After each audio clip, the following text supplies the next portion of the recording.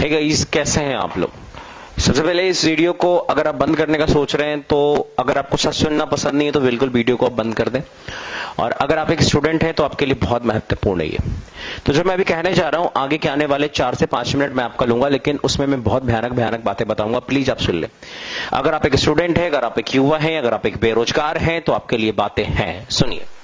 Scene कुछ इस प्रकार का है कि आईबीपीएस की आज वैकेंसी आती है। 2020 का समय चल रहा है, कोरोना का काल चल रहा है। मैं कुछ कुछ बातों को मानूंगा और कुछ कुछ बातों को आपके सामने बोलूंगा भी। सीन ऐसा है कि 2020 में आज वैकेंसी आती है आईबीपीएस की, और आज वैकेंसी आती है 1167। इसके ठीक पहले 2019 में वैकेंसी आई थी 4336, उसके पहले आई थी 4252, उसके ठीक पहले आई थी 3562, उसके ठीक पहले आई थी 8022, 8822, उसके ठीक पहले आई थी 12434, उसके ठीक पहले आई थी 16721, उसके ठीक पहले आई थी 21680 और उसके ठीक पहले आई थी 22000। 2012 में वैकेंसी जब 22000 पिक पे थी, उसके बाद ये गिरते गिरते गिरते गिरते गिरते गिरते कहां पहुंच चुका है? 1667 पे, 1167 पे। आप एक बात बताइए, इस तरीके से अगर आप वैकेंसीज को कम करते जाओगे, बैंक को मर्ज करते जाओगे, तो एक आम आदमी कहां जाएगा? आप हमेशा प्राइवेटाइजेशन को जोड़ दे रहे हैं। अगर प्राइवेटाइजेशन होगा तो लोग जॉब कहां पे करेंगे? क्या आत्मनिर्भर इतना इजी है आत्मनिर्भर बनना? आपको पता है कि अगर मान लिया जाए, अगर बैंक पैसे भी दे देती है लोगों को बिजनेस करने के लिए, तो आपको क्या पता है कि लोग किससे बिजनेस कर पाएंगे या नहीं कर पाएंगे? क्या सारे लोग बिजनेस के लिए बने होते हैं? क्या हर एक लोग से बिजनेस पॉसिबल है? बिल्कुल पॉसिबल नहीं है। इसमें गरीब का बेटा और गरीब होता जाएगा और एक अमीर का बेटा और अमीर होता जाएगा। एक सरकारी नौकरी ही, एक पढ़ाई एक ऐसा चीज था। शिक्षा व्यवस्था ही हमारी शिक्षा व्यवस्था एकदम बिल्कुल भी सही नहीं है। और शिक्षा ही एक ऐसा चीज था जिसके बदौलत एक गरीब आदमी भी आगे बढ़ के अपने बेटे के दम पे वो अपना दिन चेंज करना सोच सकता था। लेकिन वो भी पॉसिबल नहीं है क्योंकि वैकेंसी इतनी घट गई है। कहां से होगा? 1167 वैकेंसी है। बच्चा क्यों तैयारी करेगा ये बताओ मुझे। और इतनी वैकेंसी पे क्या होने वाला आप मुझे ये बताओ। मैं तो 3 एग्जांपल आपको दूंगा। आप प्लीज बिल्कुल अपना पलक भी मत झपकाना, वीडियो पे लगातार टिके रहना। अगर आपको गलत बात लगे आप नीचे लिख के जाना। अब मेरी बातों को सुनना। 22000 से वैकेंसी शुरू हुई थी और 1667 वैकेंसी तक हम लोग पहुंच चुके हैं। इतना कम डेटा हो गया है। और साथ ही साथ जो हमारे फॉर्म भरने वाले लोगों की संख्या है वो 10 लाख से भी ज्यादा है। आप अगर 10 लाख रुपए की गाड़ी खरीदने जाइएगा ना, तो आपको वो जो शोरूम वाले होंगे वो 1000 रुपए का केक वेक और ताम झाम में बिल्कुल यूं ही पैसा बर्बाद कर देंगे।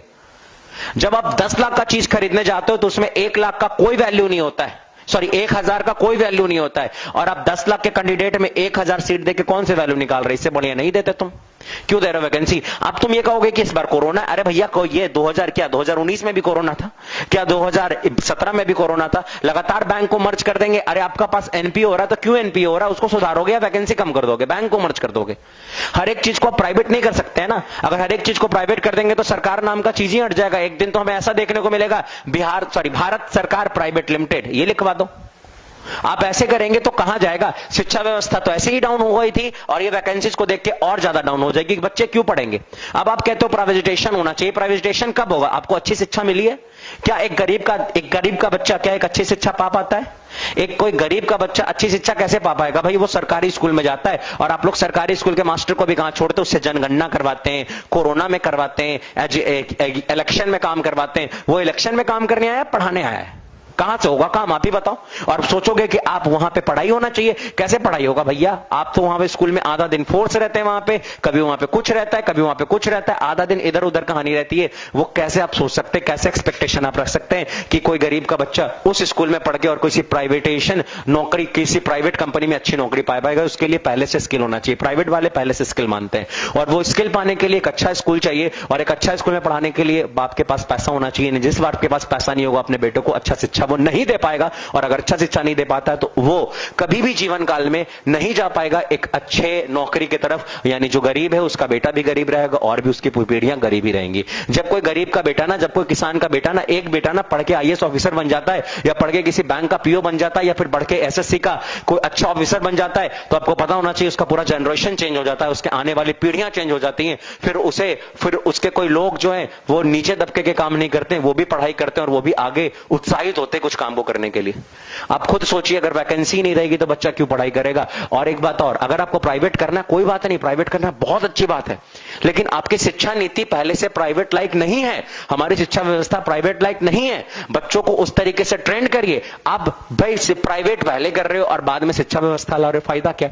पहले शिक्षा व्यवस्था लाइए, उसके बाद आप प्राइवेट करिएगा। आगे आइए, आगे देखिए। आपको पता होना चाहिए जनरल और ओबीसी वाले को 850 रुपए लगेंगे और 175 रुपया देना पड़ेगा एससी एसटी वालों को। आपको पता है कि कम से कम 10 लाख लोग इस फॉर्म को भरेंगे और 10 लाख से ज्यादा, मैं एक अमूमन बता रहा हूं, पिछले साल 20 लाख लोगों ने फॉर्म भरा था, इस लाख मान लेते हैं कि 10 लाख लोग फॉर्म भरते हैं, तो अगर 10 लाख लोग फॉर्म भरते हैं तो आपको पता होना चाहिए कि सरकार के पास 85 करोड़ रुपया जाएगा। और इस 85 करोड़ में से मान लेते हैं कि 10 करोड़ एग्जाम लेने और ट्रेनिंग कराने में खर्च कर देगा, तो उसके बाकी का 75 करोड़ का हिसाब कहां पे गया। आप मुझे जल्दी से बताइए 75 करोड़ जाएंगे कहां पे। ये 75 करोड़ क्या होगा। आप कहोगे सर्विस होगा, उसको सैलरी मिलेगा, तो जो सर्विस करेगा वो क्या सर्विस नहीं करेगा, वो सरकार को सर्विस नहीं देगा। अगर आप एक स्टूडेंट हैं तो इस वीडियो को ज्यादा से ज्यादा शेयर करिए, सारे बच्चों तक पहुंचाइए, ताकि आपको पता चलना चाहिए, ताकि सबको पता चलना चाहिए कि कुछ होने वाला है, कुछ करने वाले हम लोग हैं। और जब तक हम लोग कुछ काम नहीं करेंगे हम यूं ही हाथ पैर मोड़ के बैठ जाएंगे। मैं ये नहीं कहता हूं, मैं ये बिल्कुल भी नहीं कहता हूं, मैं किसी की भी बिल्कुल भी निंदा नहीं कहता हूं, मैं किसी सरकार की निंदा नहीं कहता हूं, मैं हर एक सरकार की बहुत रिस्पेक्ट करता हूं। बहुत अच्छा है हम लोग राम मंदिर बना रहे हैं, बहुत अच्छा है हम लोग 370 हटा रहे हैं, बहुत अच्छा है हम लोग पुलवामा अटैक का हमला ले रहे हैं, लेकिन बहुत अच्छा तब होगा जब हमारे देश के युवा कुछ करेंगे, बेरोजगार नहीं घूमेंगे। मेरे भाई, बेरोजगारी बहुत बढ़ रही है, और अगर आपको लग रहा है कि आप बेरोजगार हैं तो इस वीडियो को शेयर करिए। और इस वीडियो को ऊपर नीचे कुछ लिखने वाले लोगों को मैं पहले ही ये बता दूं कि बेटा आप लिखने के लिए तो कुछ भी लिख सकते हो, बाबू आप लिखने के लिए तो कुछ भी लिख सकते हो, बच्चा मेरे आप लिखने के लिए तो कुछ भी लिख सकते हो, लेकिन एक बड़ी बात आती है, एक बहुत खूबसूरत आती है कि भाई आप पहले उस स्टूडेंट को देखिए जिसका लास्ट साल था, जो कई सालों से मेहनत कर रहा था, कि अगर वो इस बार कुछ एग्जाम देता है और एग्जाम निकल जाता तो उसके साथ कुछ होगा। एक बार की बात है, मैं क्लास से जब निकला, मैं maths teacher, my name is Nishant Kumar Shah. मैं एक बार क्लास से निकला, एक बच्चा मेरे कंधे पे आकर रोने लगा, बहुत तेज तेज से रोने लगा। मैंने उसे बहुत देर चुप कराया। काफी देर चुप कराने के बाद मुझे लगा, फरवरी का महीना चल रहा था, मुझे लगा कुछ चक्कर उक्कर होगा दूसरा वाला। लेकिन वो बच्चा बहुत देर के बाद चुप होता और वो कहता है कि सर पापा ने मेरे को इस बार पटना भेजा था, पापा मेरे किसान है, कि एनटीपीसी आने वाला है, एनटीपीसी में मैं जॉब कर लूंगा पढ़ाई करके, लेकिन सर एनटीपीसी का तो एग्जाम ही नहीं हो रहा है। जब एनटीपीसी का एग्जाम नहीं हो रहा है तो पापा आप कह रहे हैं कि बेटा इससे ज्यादा मेरे पास पैसा नहीं है, अब गांव लौट जाओ। वो कहता है क्या कि सर मेरे को पढ़ना था सर, मेरे को यहीं रहना था सर, अगर मैं घर जाऊंगा तो पढ़ाई नहीं हो पाएगी सर, खेत में काम करना पड़ जाएगा सर, कैसे भी एग्जाम हो जाए सर, कैसे भी एग्जाम करा दो, मेरे हाथ में कि मैं एग्जाम करा दूं। मैं रात भर उस दिन नहीं सोया। क्या आपको पता है कि बच्चे कैसे आके रोते हैं? क्या आपको पता है कि बच्चे क्या करते हैं?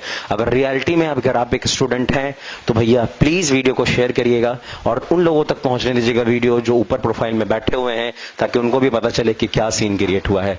आज के लिए इतना ही। Thank you very much.